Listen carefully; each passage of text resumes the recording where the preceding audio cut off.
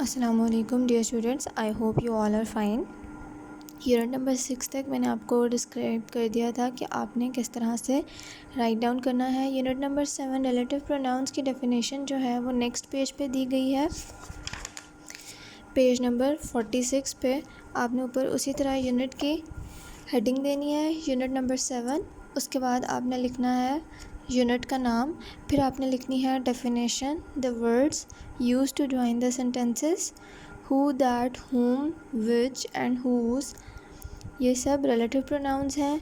ये लिख कर आप लोगों ने इसकी भी 2 और 3 एग्ज़ाम्पल्स लिखनी है। उसके बाद moving towards unit number 8। Unit number 8 में भी आपने इसी तरह यूनिट की हेडिंग देके यूनिट नंबर 8 लिखना है, फिर आगे उसका नाम लिखना है, फिर आपने डेफिनेशन लिखनी है, action performing in the sentence. ठीक, वर्ड्स यूज्ड एज नाउन्स और वर्ब्स। ठीक, अब जो वर्ब है वो क्या होता है, action performing in the sentence. पहले आपने वर्ब की डेफिनेशन लिखनी है, फिर आपने लिखना है एग्ज़ाम्पल, 2 एग्ज़ाम्पल्स लिखनी है। अब आपने एग्ज़ाम्पल लिखनी है कि I mop the floor every day and here the word mop is used as verb. ठीक, फिर clean it with the mop, a verb is an action word। ठीक, आप एग्ज़ाम्पल पहले वर्ब की डेफिनेशन लिखेंगे, फिर उसके बाद आप एग्ज़ाम्पल लिखेंगे ये, और उसमें बताएंगे कि इधर मॉप जो है वर्ब के तौर पे यूज़ हो रहा है। फिर आप अगली वाली ये वाली एग्ज़ाम्पल लिखेंगे और उसमें बताएंगे कि मॉप जो इधर है वो नाउन के तौर पे यूज़ हो रहा है। Now we will move towards our ऐसे।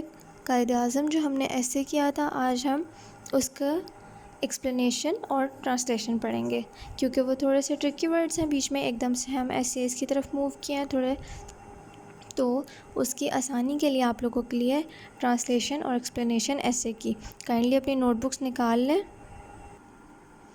ऐसे कायदे-आज़म Mohammad Ali Jinnah was born in Karachi on 25th December 1876। कायदे-आज़म Mohammad Ali Jinnah जो हैं पैदा हुए कराची में 25 दिसंबर को 1876 में। हिज फादर्स नेम वाज जिन्ना पूंजा, उनके वालिद का नाम जिन्ना पूंजा था।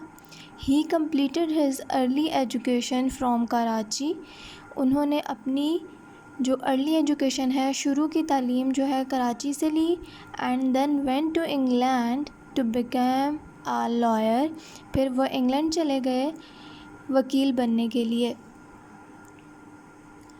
Next paragraph, on his return to India he started his practice as a lawyer.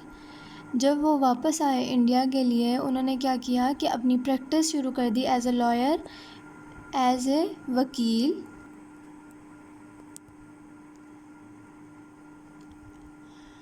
He joined the Indian National Congress, उन्होंने इंडियन नेशनल कांग्रेस ज्वाइन कर ली, बट लेकिन सून ही लेफ्ट इट, उन्होंने वो छोड़ दी। And joined the Muslim League, और Muslim League ज्वाइन कर ली।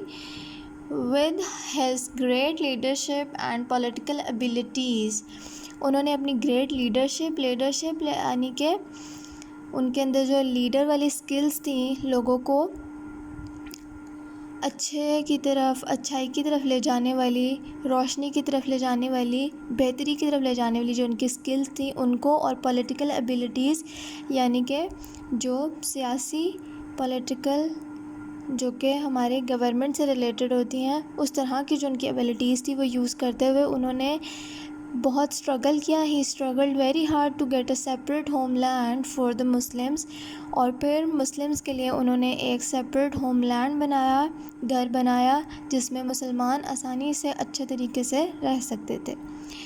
फाइनली ही हैड सक्सीडेड, वो सक्सीड हो गए, उनको कामयाबी हुई, और 14 अगस्त पर 14 अगस्त 1947 पर पाकिस्तान जो है बन गया, वजूद में आया। Quaid-e-Azam became the first governor general of Pakistan. Quaid-e-Azam Pakistan के फ़र्स्ट गवर्नर जनरल बने। ओनली सिर्फ 12 months after the creation of Pakistan की क्रिएशन के 12 मंथ्स बाद ही, यानी कि सिर्फ 1 साल बाद, कायद-ए-आज़म डाइड इन कराची। उनकी डेथ हो गई कराची में ऑन 11 सितंबर 1948। 11 सितंबर को 1948 में। May his soul rest in peace. उनकी रूह को सुकून दे अल्लाह ताला। इसी सीक्वेंस से हम लोग ऐसे को याद करेंगे। Essay is very easy if you people will concentrate. We will only do 2 essays. हम सिर्फ 2 ऐसे करेंगे, तो इसीलिए अगर ये थोड़ा सा आपको लेंथी भी लगता है तो इट्स ऑल राइट। हम सिर्फ 2 एसेस करेंगे फर्स्ट सेमेस्टर में, अपने फर्स्ट टर्म में।